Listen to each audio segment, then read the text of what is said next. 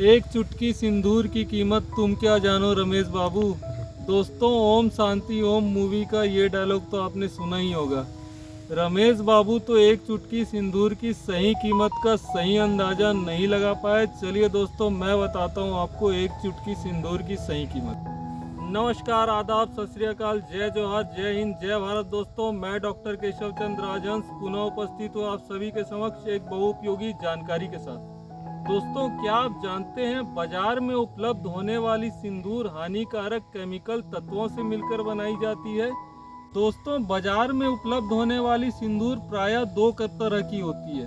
पहला lead based सिंदूर, दूसरा mercury based सिंदूर। चलिए दोनों को एक एक करके समझते हैं। लेड बेस्ड सिंदूर यानी कि Pb3O4 lead tetra oxide.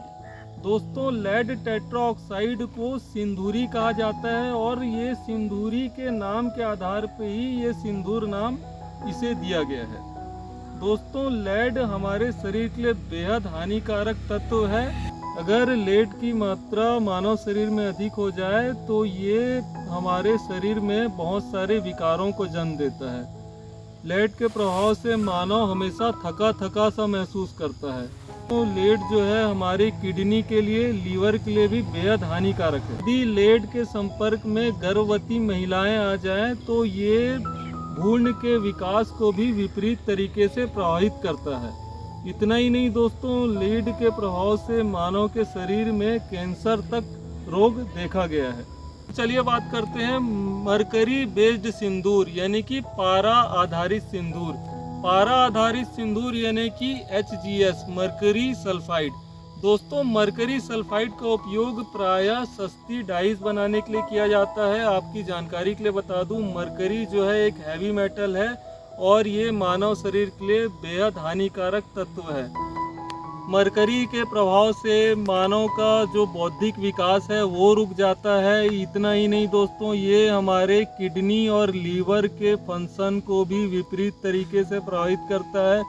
Mercury हमारे रक्त को अशुद्ध कर देता है और साथ ही साथ ये मानव में स्किन कैंसर के लिए जिम्मेदार है। दोस्तों, सिंथेटिक सिंदूर में मरकरी और लेड के अलावा रेडोमिन बी भी मिलाया जाता है। आपकी जानकारी के लिए बता दूं, रेडोमिन बी मिलाने से सिंदूर का जो सिंदूरी रंग है वो और भी उभर कर सामने आता है। लेकिन ये रेडोमिन बी जो है मानव शरीर के लिए बेहद हानिकारक होता है। रेडोमिन बी मानव शरीर में हेरिडेटरी डिजीज कॉज करता है, यानी कि ये आनुवांशिक रोगों के लिए मानव शरीर में जिम्मेदार है। में यदि मानव आ जाए तो ये हमारे किडनी और लीवर को विपरीत तरीके से प्रभावित करता है। ये हमारे तंत्रिका तंत्र यानी कि नर्वस सिस्टम के लिए भी हानिकारक है। इतना ही नहीं, ये हमारे इम्यून सिस्टम को यानी कि रोग से लड़ने की क्षमता को भी हम शरीर में कम कर देता है। अब तो आप समझ ही गए होंगे एक चुटकी सिंदूर की सही कीमत।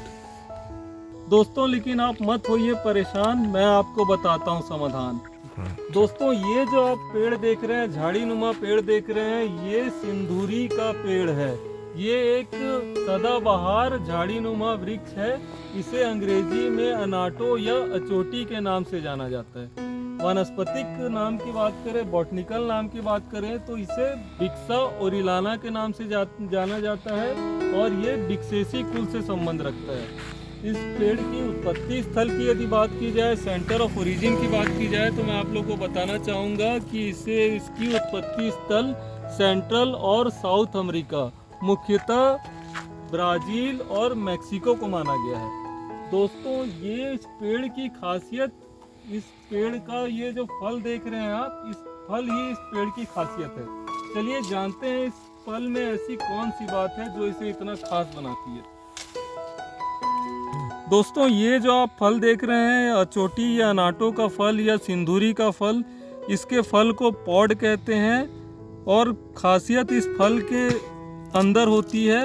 इस फल की खासियत, इस फल के बीज होते हैं। ये आप देख सकते हैं इस फल के बीज। इस फल के बीज के अंदर आपको इस तरह का ये लाल पिगमेंट दिखाई देगा। जब इसके बीज को अपन इस तरह से हल्का दबाएंगे, प्रेस करेंगे तो आपको ये सिंदूरी रंग दिखाई देगा। दोस्तों, इस पेड़ का जो फल है सितंबर माह से अक्टूबर माह में आना प्रारंभ हो जाता है और ये फल जो आप देख रहे हैं, इस फल के बीज जो हैं मार्च और अप्रैल माह में परिपक्व हो जाते हैं। इस फल के बीज को पीसकर हर्बल सिंदूर बनाया जाता है। इतना ही नहीं दोस्तों, ये जितने भी आप हर्बल लिपस्टिक, उच्च क्वालिटी के हर्बल लिपस्टिक उपयोग करते हैं, सभी में सिंदूरी का उपयोग किया जाता है। दोस्तों इसके अलावा इसके बीज का उपयोग मसाले के रूप में किया जाता है।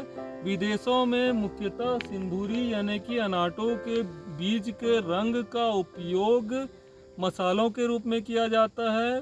खाद्य पदार्थों को रंगने के लिए किया जाता है, जिसमें मुख्य रूप से आइसक्रीम को रंगने के लिए, बेकरी प्रोडक्ट्स जिसमें मुख्य रूप से केक है। तो ये जो सिंदूरी है मानव शरीर के लिए बेहद फायदेमंद है। इसमें सिंदूरी से मानव के शरीर में किसी भी तरह का साइड इफेक्ट नहीं देखा गया है।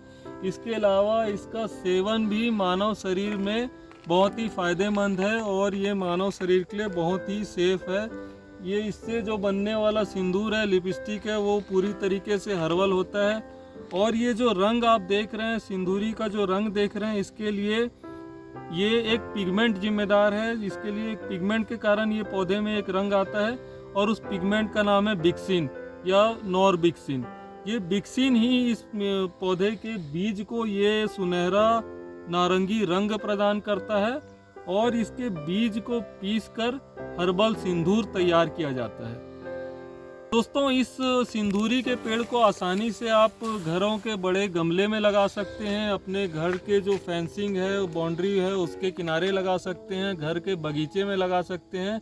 और आप भी हानिकारक सिंथेटिक सिंदूर से दूर रहकर, बचकर आप भी अपने घरों में आसानी से हर्बल सिंदूर और हर्बल लिपस्टिक तैयार करके अपने आप को सुरक्षित रख सकते हैं। तो वक्त हो चला है आपसे विदा लेने का। फिर मिलेंगे एक नई तकनीकी जानकारी के साथ। तब तक के लिए अलविदा, नमस्कार।